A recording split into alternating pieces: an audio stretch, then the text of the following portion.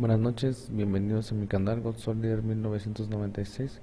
Bueno, pues hoy les voy a leer lo que es la Ley Nacional sobre el Uso de la Fuerza, para que sepan cómo actuar y pues para que sepan qué es lo que nos ampara y así mismo pues no haya pues fallas o deficiencias, ¿no? Y para más que nada retomar, ¿no?, lo que pues ya han aprendido en los cursos de la Guardia Nacional. Bueno, Ley Nacional sobre el Uso de la Fuerza. Capítulo 1. Disposiciones generales. Artículo primero. Disposiciones de la presente ley son de orden público, de interés social y de observancia general en todo territorio nacional. Tienen como fin regular el uso de la fuerza que ejercen las instituciones de seguridad pública del Estado, así como de la Fuerza Armada Permanente, cuando actúen tareas de seguridad pública. Cuando las autoridades a que se refiere el párrafo anterior realicen tareas de protección civil y se requiera el uso de la fuerza, lo harán en los términos que dispone la presente ley. Artículo segundo. La presente ley tiene por objeto: 1. Establecer las normas generales bajo las cuales los integrantes de las instituciones de seguridad pueden ejercer el uso de la fuerza y utilizar el armamento oficial para el desempeño de sus funciones. 2. Regular el catálogo normativo de funciones, derechos, obligaciones y prohibiciones para los integrantes de las instituciones de seguridad que ejercen el uso de la fuerza. 3. Establecer las reglas para el control y administración de equipamiento oficial de los integrantes de las instituciones de seguridad. 4. Normar los esquemas de coordinación operativa para las instituciones de seguridad en el uso de la fuerza y el armamento oficial. 5. Brindar certeza jurídica y transparencia a la ciudadanía en relación con el uso de la fuerza que realicen las instituciones de seguridad en el ejercicio de sus funciones. Y 6. El establecimiento del régimen de responsabilidades por la inobservancia de esta ley. Artículo tercero. Para los efectos de la presente ley se entenderá por: 1. Agente, servidor público integrante de las instituciones de seguridad que, con motivo de su empleo, cargo o comisión, hace uso de la fuerza, se considerará agente al elemento de la Fuerza Armada Permanente cuando actúe en tareas de seguridad pública, así como a las personas que presten servicios de seguridad privada en términos de la ley, cuando colaboren en tareas de seguridad pública. 2. Armas de fuego. Las autorizadas para el uso de los miembros de las instituciones de seguridad, de conformidad con la Ley Federal de Armas de Fuego y Explosivos y su reglamento. 3. Armas menos letales. Aquellas a través de las cuales se disminuye las funciones corporales de un individuo, reduciendo al mínimo el riesgo de causarle lesiones que pongan en peligro su vida. 4. Armas letales, las que por su diseño y mecanismo ocasionan o pueden ocasionar lesiones graves y la muerte. 5. Control, la acción que ejercen integrantes de las instituciones de seguridad sobre una o varias personas para su contención. 6. Detención, la restricción de la libertad de una persona por las instituciones de seguridad con el fin de ponerla a disposición de la autoridad competente. 7. Instituciones de seguridad pública, las instituciones policiales, de procuración de justicia del sistema penitenciario y dependencias o entidades encargadas de la seguridad pública de orden federal, local o municipal, las cuales también podrán ser referidas en la ley como instituciones de seguridad. 8. Estructuras corporales, las partes anatómicas del cuerpo, tales como los órganos, las extremidades y sus componentes. 9. Funciones corporales, las funciones fisiológicas de los sistemas corporales, tales como el sistema respiratorio, el sistema cardiovascular, el sistema músculo-esquelético, entre otros. 10. Lesión, daño producido por una causa externa que deja huella material en el cuerpo humano. 11. Lesión grave, el daño producido por una causa externa que ponga en peligro la vida o que disminuya de manera permanente las capacidades físicas de una persona. 12. Ley, la Ley Nacional sobre el Uso de la Fuerza. 13. Sujetos obligados, las instituciones de seguridad pública, las auxiliares y los agentes de ambas. 14. Uso de la fuerza, la inhibición por medios mecánicos o biomecánicos de forma momentánea o permanente de una o más funciones corporales que lleva a cabo una persona autorizada por el Estado sobre otra, siguiendo los procedimientos y protocolos que establecen las normas jurídicas aplicables. Capítulo segundo. Principios del uso de la fuerza. Artículo cuarto. El uso de la fuerza se regirá por los principios de absoluta necesidad. Para que el uso de la fuerza sea la última alternativa para tutelar la vida e integridad de las personas o evitar que se vulneren bienes jurídicamente protegidos o con el fin de mantener el orden y la paz pública, al haberse agotado otros medios para el desistimiento de la conducta del agresor. 2. Legalidad. Para que la acción de las instituciones de seguridad se realice con estricto apego a la Constitución, a las leyes y a los tratados internacionales de los que el Estado mexicano sea parte. 3. Prevención. Para que los operativos para el cumplimiento de la ley sean planificados y se lleven a cabo en la medida de lo posible, minimizando el uso de la fuerza y, cuando esto sea inevitable, reduciendo al mínimo los daños que de ello puedan resultar.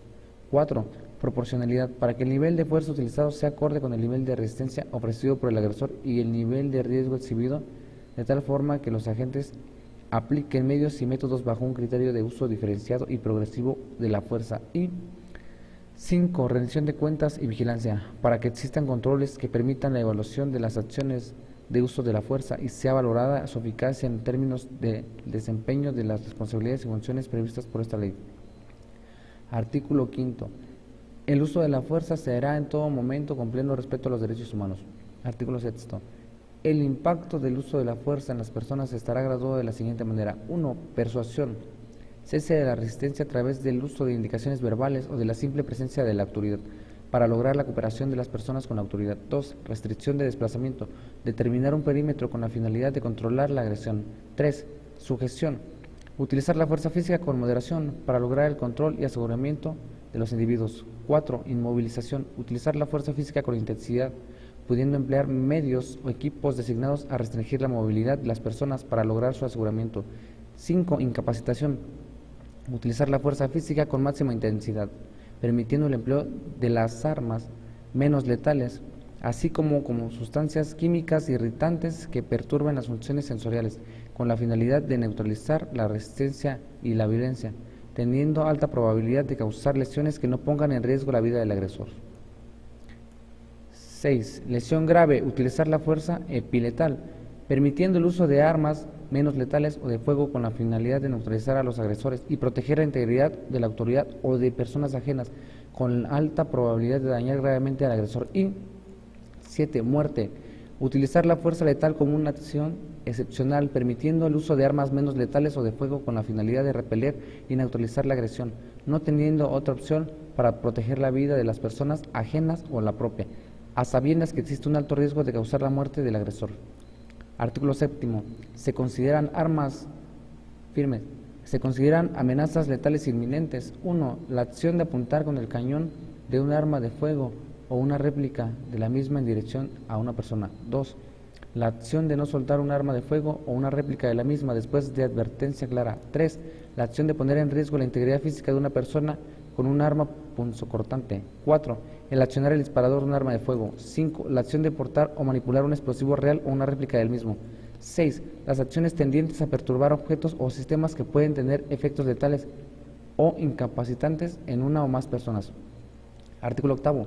Los protocolos y procedimientos del uso de la fuerza deberán atender a la perspectiva de género, la protección de niñas, niños y adolescentes, así como la atención de situaciones de riesgo en el interior o en las inmediaciones de guarderías, escuelas, hospitales, templos, centros de reclusión y otros lugares en el que se congreguen personas ajenas a los agresores. Capítulo 3. Procedimientos del uso de la fuerza. Artículo 9. Los mecanismos de reacción en el uso de la fuerza son: 1. Controles cooperativos, indicaciones verbales, advertencias o señalización. 2. Control mediante contacto. Su límite superior es la intervención momentánea en funciones motrices. 3. Técnicas de sometimiento o control corporal.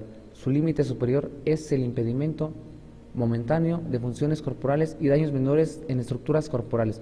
4. Tácticas defensivas. Su límite superior es el daño de estructuras corporales no vitales. Y 5.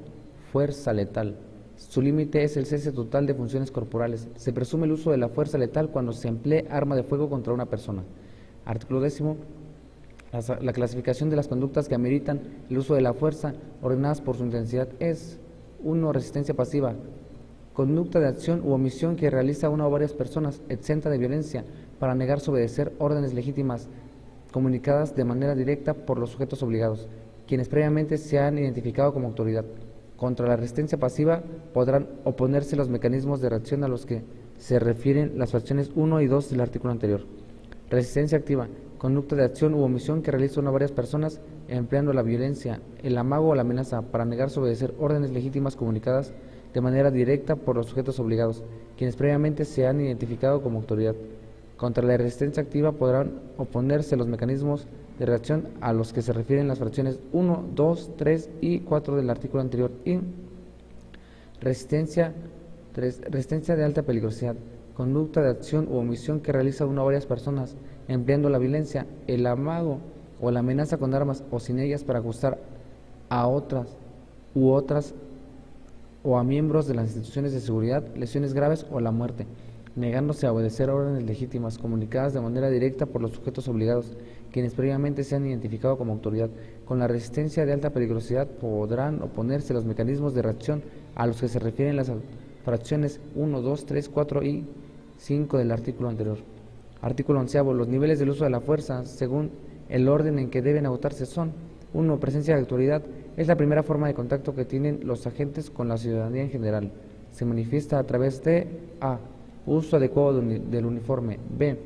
El uso adecuado de equipo acorde a las circunstancias. Y C. Una actitud diligente. 2. Persuasión o disuasión verbal, a través del uso de palabras o gesticulaciones que sean catalogadas como órdenes y que permitan a la persona facilitar a los agentes a cumplir con sus funciones. 3. Reducción física de movimientos mediante acciones cuerpo a cuerpo a efecto de que se controle a la persona que se ha resistido y ha obstaculizado que los agentes cumplan con sus funciones. 4. Utilización de armas incapacitantes menos letales, a fin de someter la resistencia activa de una persona. Y 5. Utilización de armas de fuego o fuerza letal, para repeler las resistencias de alta peligrosidad. Artículo 12.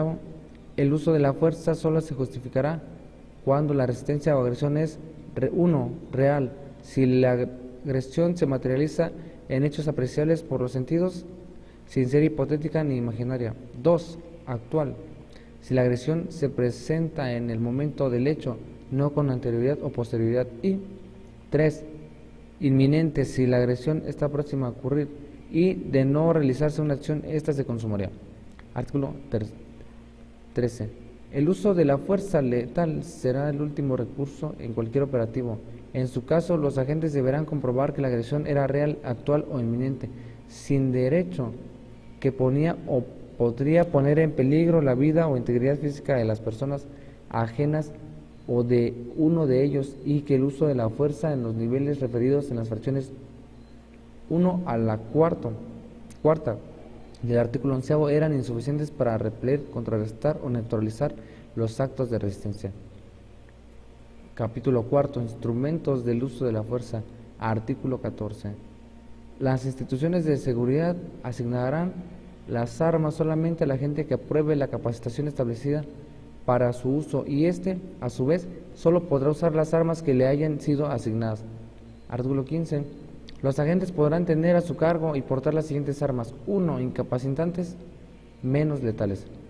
A. Bastón PR-24, tolete o su equivalente, de acuerdo con las disposiciones aplicables. B. Dispositivos que generan descargas eléctricas. C. Esposas o candados de mano. D. Sustancias irritantes en aerosol. Y E. Mangueras de agua a presión. 2. Letales. A. Armas de fuego permitidas. Y B. Explosivos permitidos en este y en el inciso anterior en los términos de la Ley Federal de Armas de Fuego y Explosivos. Las instituciones de seguridad deberán dotar a los agentes con el equipo de protección y vehículos con y sin blindaje, a fin de proteger su integridad y disminuir la necesidad del uso de armas de cualquier tipo. En todos los casos, las armas que se autoricen para los cuerpos de policía deberán apegarse a lo establecido en el párrafo 3 del artículo 24 de la Ley Federal de Armas de Fuego y Explosivos. Artículo 16. Las instituciones de seguridad emitirán los protocolos de actuación con perspectiva de género para niñas, niños, adolescentes y protección de los derechos humanos, así como los manuales de técnicas para el uso de la fuerza y la descripción de las conductas a realizar por parte de los agentes. El manual correspondiente determinará el contenido de las prácticas que los agentes deberán cumplir para estar capacitados en el uso de la fuerza, así como la periodicidad del entrenamiento para el uso de las armas permitidas y las técnicas de solución pacífica de conflictos, como la negociación y la mediación, así como el control de las multitudes y otros medios lícitos que limiten al máximo el uso de la fuerza en los niveles de uso de armas incapacitantes menos letales y de armas de fuego. El entrenamiento para el uso de armas permitidas comprenderá técnicas de solución pacífica de conflictos, así como la negociación y la mediación, así como de control de multitudes y otros medios lícitos que limiten al máximo el uso de la fuerza en los niveles de uso de armas menos letales y uso de armas de fuego. Capítulo 5, quinto.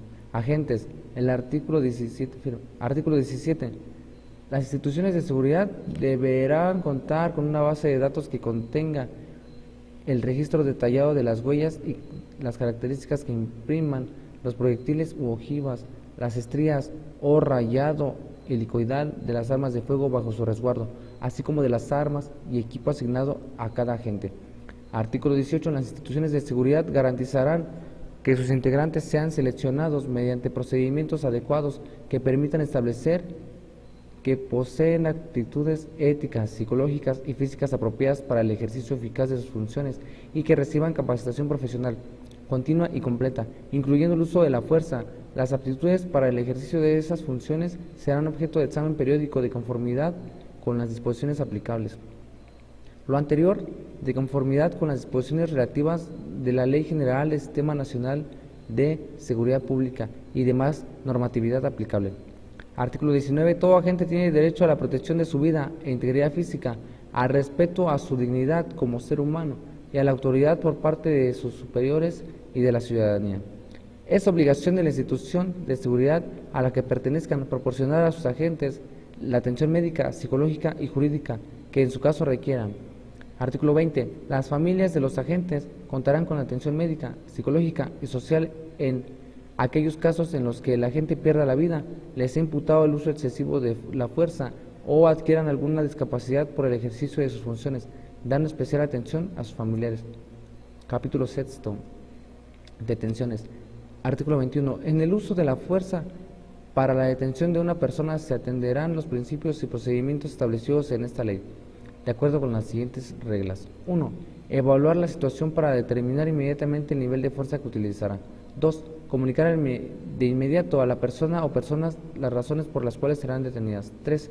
Comunicar a la persona detenida ante la autoridad, ante qué autoridad será puesta a disposición y solicitar que la acompañen. 4. Poner a disposición de forma inmediata ante la autoridad competente a la persona detenida. Los agentes, bajo su más estricta responsabilidad, velarán porque durante la custodia del detenido se resguarde su integridad y se impidan actos de tortura, tratos o penas crueles, inhumanos o degradantes, desaparición forzada o cualquier otro hecho que la ley señale como delito, o que impliquen una violación grave a los derechos humanos, así como por el cumplimiento de las disposiciones correspondientes de la Ley Nacional del Registro de Detenciones. Artículo 22. Cuando para la detención de una persona sea necesario hacer uso de la fuerza, el agente deberá: 1. Procurar no ocasionar daño a la persona susceptible de detención y velar por el respeto a la vida e integridad física de ésta. 2. Utilizar de forma racional, subsidiaria y proporcional los distintos niveles de uso de la fuerza, conforme a los niveles contemplados en esta ley. Y 3. No exponer a la persona detenida a tratos denigrantes, abuso de autoridad o tortura. En cualquier caso, será aplicable lo dispuesto por el último párrafo del artículo anterior. Artículo 23. Durante una detención se debe garantizar la seguridad de las personas no involucradas, la de los agentes y la del sujeto de la detención en ese orden. Artículo 24. Las instituciones de seguridad deberán abstenerse de ejercer el uso de la fuerza en contra de una persona detenida bajo su custodia, salvo que las circunstancias demanden la necesidad de su uso para el mantenimiento del orden y la seguridad o se ponga en riesgo la integridad de las personas. Artículo 25. Las detenciones podrán ser registradas en medios audiovisuales que serán accesibles por los medios que establezcan las disposiciones en materia de acceso a la información pública y protección de datos personales. Artículo 26. De cada detención se llevará a cabo el registro e informe correspondiente en términos de lo establecido por la ley en la materia. Capítulo 7. Actuación de las policías en manifestaciones y reuniones públicas. Artículo 27. Por ningún motivo se podrá hacer uso de armas contra quienes participen en manifestaciones o reuniones públicas pacíficas con objeto lícito.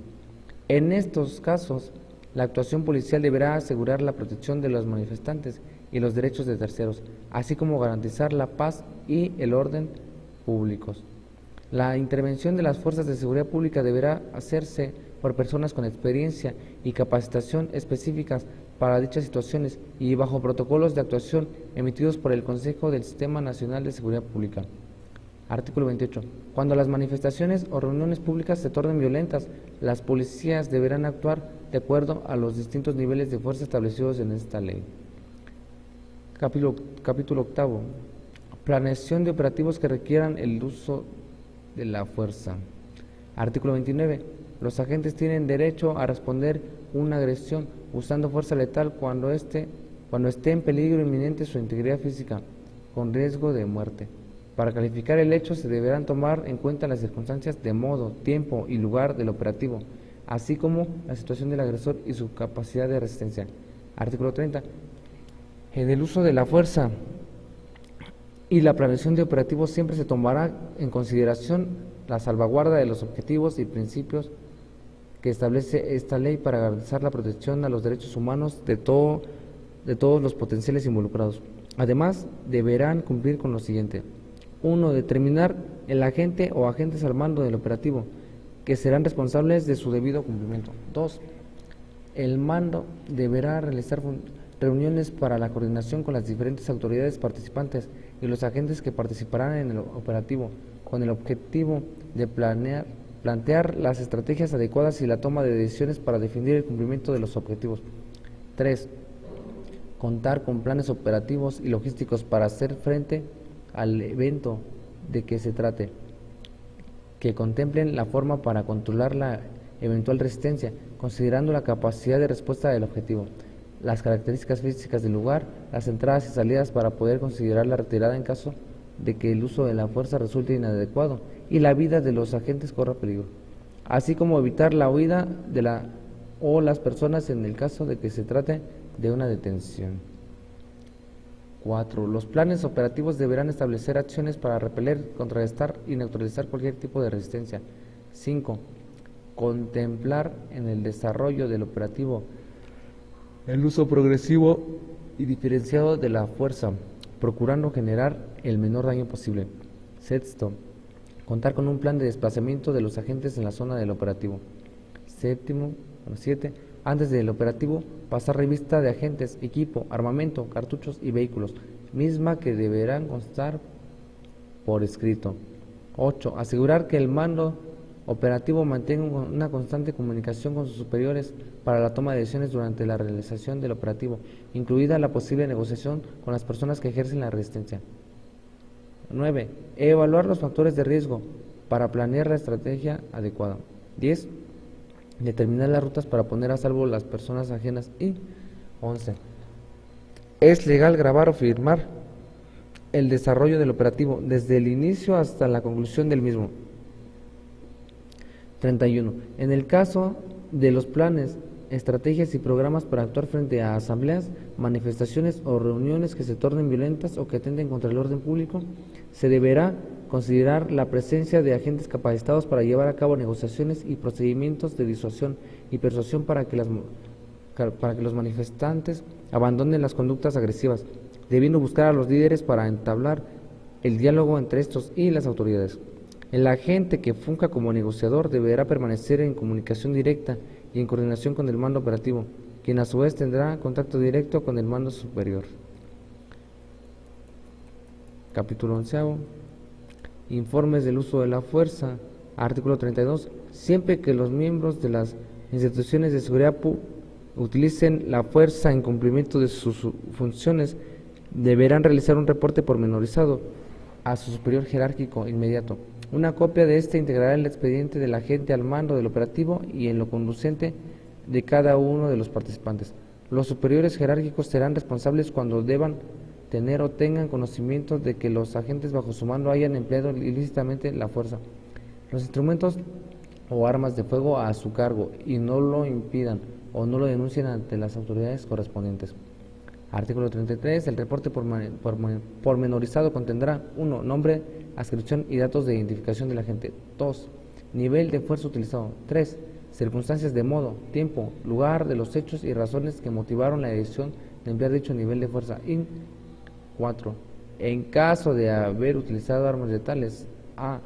Detallar las razones que se tuvieron para hacer el uso del arma de fuego o explosivo. B. Identificar el número de disparos o la cantidad de detonaciones de explosivos. C. Especificar el tipo de lesiones, el número e identidad de las personas lesionadas y los daños materiales causados. Y D. En su caso, especificar el número e identidad de las personas que hayan perdido la vida.